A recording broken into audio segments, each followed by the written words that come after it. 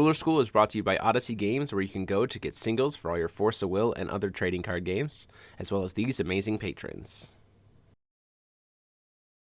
Thank you for your support. Enjoy the video.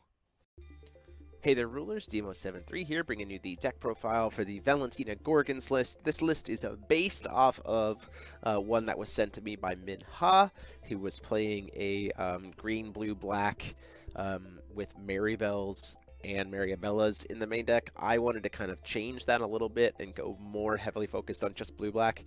The sideboard when I was playing it had those pieces in it, but I never ended up using them, so we're just going to go through this main deck list. So thanks to Minh Ha for the inspiration and for the base, but we jumped in with Valentina Gorgons. So in this version of Valentina, you're really going to be flipping super early because of Forbidden Summoning, and because we really want to make sure to utilize that -4 attack to the board as fast as possible. So you're usually going to be kind of like saving your turn 1, especially if you're with Energize, to then be able to, like, during upkeep, flash in Lover's Lock, do some work, cast a spell with the Lover's Lock, and then recover, flip, immediately cast Forbidden Summoning, and then you get like a bunch of bodies out there. You still ramp a stone, so you still get your turn 2 Stone Call. Like, there's all kinds of stuff that you're doing here. But you really want to be flipping Valentina as fast as possible in this list. Stone-wise, we're playing 4 Dark Depths, 3 Deepwood, and 3 Adarakia's Memoria. The 3 Deepwood is primarily for the sideboard, as well as the Strangers, but you could obviously choose to play different Strangers that don't rely so heavily on green, at which point you could just pump up to 4 Adarakia's Memoria.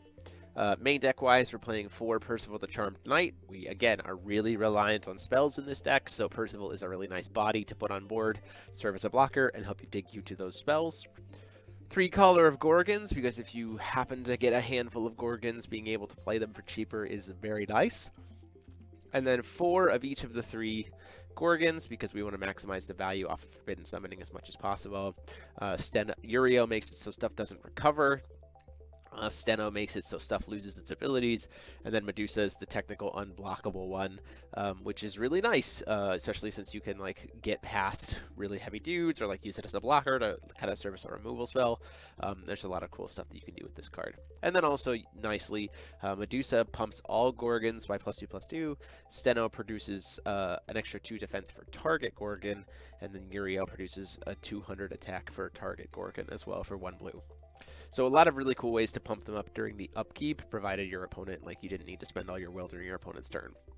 A couple copies of Perfect Loki, just for intent if games go long, or if we were in this, like, weird trade of boards being wide on both sides, you can kind of Perfect Loki, wipe their board, and then swing through with all of your Gorgons. A couple Wanderer and Nightmare Land, just as a backup way to start trying to deal with particularly difficult creatures, especially things that are untargetable, or if you get a lot of guys to the graveyard, just kind of wiping their board. This is pretty... There are quite a few Resonators in this list, so you can usually get to being Awakening these pretty easily. 4 copies of Lover's Lock, as we talked before. Any Regalia deck is going to play at least 4 copies of its main Regalia, if not extra Regalia on top of that. 4 copies of Forbidden Summoning, because it is the main linchpin of the deck. And then spell-wise, we're playing 3 Betrayer Returns, 4 Space-Time Anomaly, and then 3 Labs. These are our kind of removal package, either killing them with Space-Time Anomaly outright, or using Betrayer's Return and Lab to kill stuff that way. It does a lot of work, and is also a way to draw cards. Going into the Strangers, we're playing 2 copies of... oh wait, no, this is the wrong one. 2 copies... You can play 2 copies of Freya. You could also play 2 copies of... the Freya that is the Royal Guardian Palace. I apologize for that. To be able to redirect. It's kind of based on whether or not you want to go heavy blue-black or blue-green. You can play kind of either version of Freya to be able to redirect and protect your stuff, kind of turn your opponent's spells against them. Or if you want to be able to maximize the efficiency of Lover's Lock and casting your Strangers, then you can use Freya to be able to serve as a removal body, which is nice.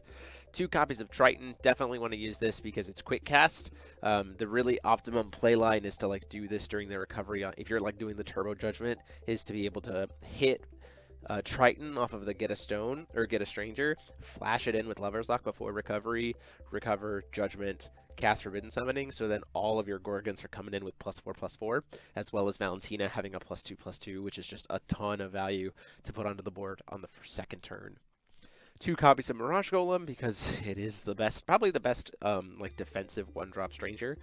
2 copies of Blue Wizard, and then 1 copy each of Deep Green Lizard Liz, and 1 copy of Undine. Obviously, there's some changes to if you want to play more Liz's, more Undines. Again, you know, how reliant on green do you want to be, or just go pure black?